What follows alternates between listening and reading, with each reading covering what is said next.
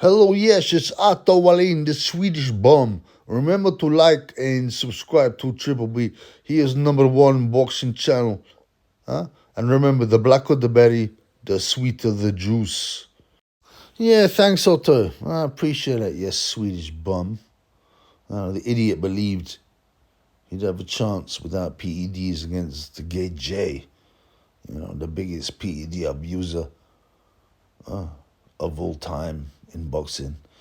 But Swedes are very naive, so he probably thinks, hey, there's no way Joshua is cheating because otherwise he wouldn't pass all the tests. What a bum, man. What a bum. Anyway, so I'm freestyling this. What's going to happen to Joshua in 2024? What are the plans for Gay J? Right? And, firstly, it'll be Happy New Year soon. I might do a live. But I adhere to the Julian calendar anyway, the Orthodox calendar, so I ain't celebrating it yet. But, so there's rumors that they'll still get Deontay Wilder if he's Gay J. And it will still bring money. It would still bring money. I always backed Wilder. But the ayahuasca of Wilder, the drug taker, he ain't the same guy. You remember, Wilder was intense. Bomb squad, violent. Yeah, the twerking stuff was not all that. But, he was intense. And then you look at all the press conferences in Saudi, and he's sitting there with a stupid look on his face, this cheating grin. It's really funny when Jarrell Miller is talking nonsense. And after the fight, he's like, oh, whatever, man, I lost. So what, man? I see life differently thanks to ayahuasca. So the ayahuasca Wilder, to me, is not a big threat to Gay J. The TUE Gay J. Will it happen? I mean, I'd hope not. I'd like to see a different fight. I still think that Wilder would have a chance, but he looked terrible. He's Joseph Parker, terrible. And he was very outboxed, by a decent boxer. But he seemed to have lost his power, when he's hitting the pads, right? When he's hitting the punch bag and he lost loads of weights, he just didn't have the same power. So I would rather Gay J not fight Wilder, because surely he's past that now, right? Wilder should either retire. But, people go, oh, he's got loads of money. Oh, he's got his missus. He'll be fine. Yeah, but if you don't have income and you spend that money, if you ain't got income, you got nothing coming in. And you spend all that money before you know you get bankrupt. Mike Tyson went bankrupt. The rumors of Floyd Mayweather going bankrupt. So you need an income, or at least you need to manage your finances. And I don't think Deontay Wilder has got the brain to manage his finances. But so Gay J, if he doesn't fight Wilder, well, what is there? I don't think he'll come out this year. This is definitely for later. After a big loss, he will come out on the Graham Norton show or on some kind of morning TV, and he will complain. Look, I was in love with the AKA Skins. He was my boo-boo. I wanted to be with him. And these trolls like Triple B, Base Boxing Basement ruined it. I want him back.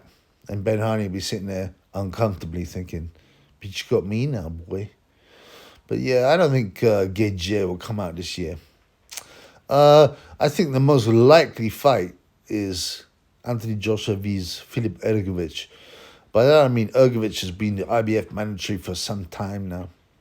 And the IBF, as I've said, loves stripping people. They stripped up a tire even though he's got Ring Magazine, they stripped him anyway, right? Even though he's a premium champion. He's one of the up-and-comers. He's a guy they should support. But they haven't. They stripped him. They stripped Tyson Fury a week after fighting and beating Vladimir Klitschko. So, the IBF will happily strip people, if it means they get a good payday. And Hrgovic, Gay J, is a good payday, right? Now, how will they manage to strip? Well, they'll justify it.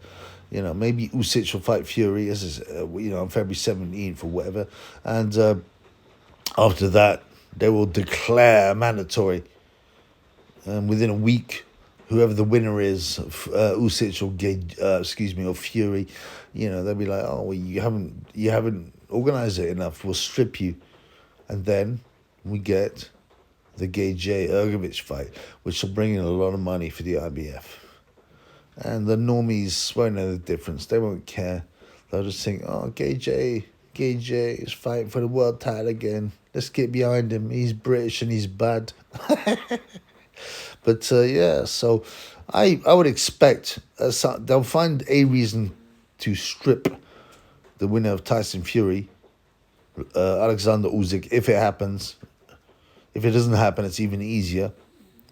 They go, well, the title's been defended, so now we need to keep it active. So we'll get Hrgovic versus Gage. What happens in that fight? That's an interesting fight. Now, Hrgovic is flattered to deceive, as I said many times. He looked excellent as a youngster.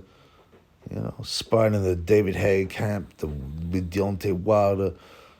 He got a bronze medal in the Rio Olympics.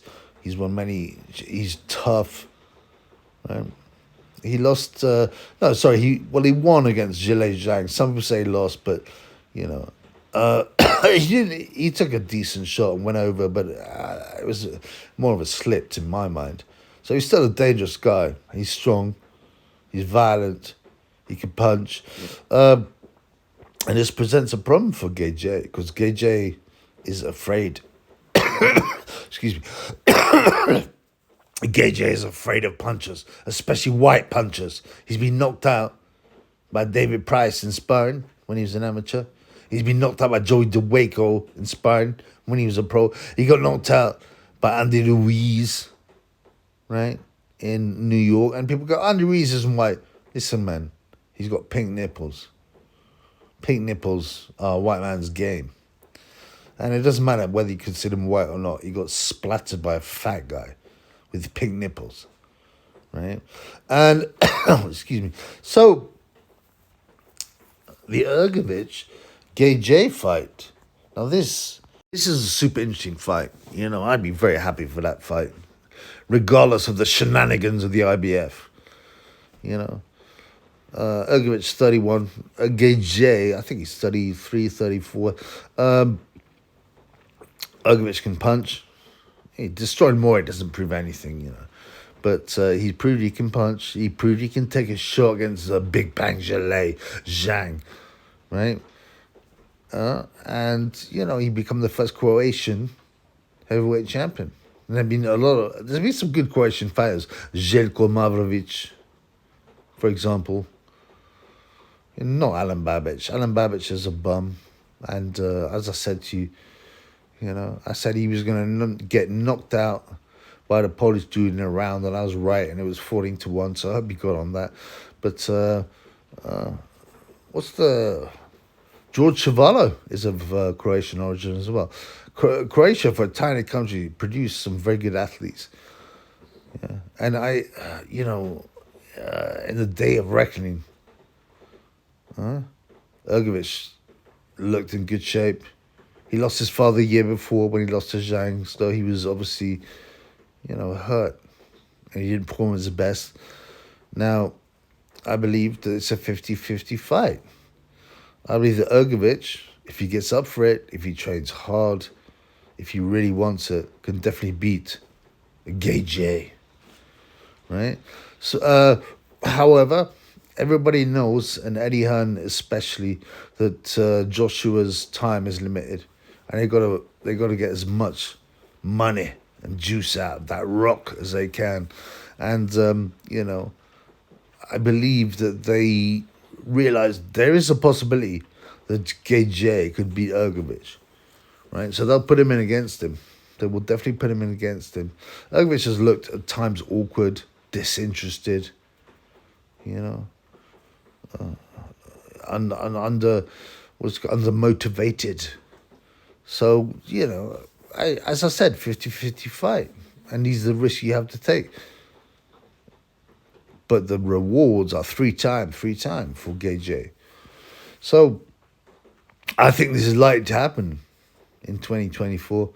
Obviously, I hope Hrgovic wins, destroys the Gaethje fake legacy. And then we have Joshua coming out on the Graham Norton show, or on, probably on morning TV. But apart from that, will they put him in with Zhang again? They could manipulate a big payday against Zhilei Zhang, you know, the big Chinese heavyweight. There's 1.5 billion Chinese dudes. You could definitely put that somewhere and make some money. I think Joshua is scared of the Big Bang. It's possible. If the money's big enough, they'll take it for sure. And so it should be. It's business. It's business. This is business. Apart from that, as I said, the Wilder fight is surely not that attractive. They can surely make a better fight for more money, but it may still happen. But my belief is that you will get Hrgovic beats Anthony Joshua for the vacant IBF title, and it's a 50-50 fight. If he comes in shape, my money is on Filip Hrgovic.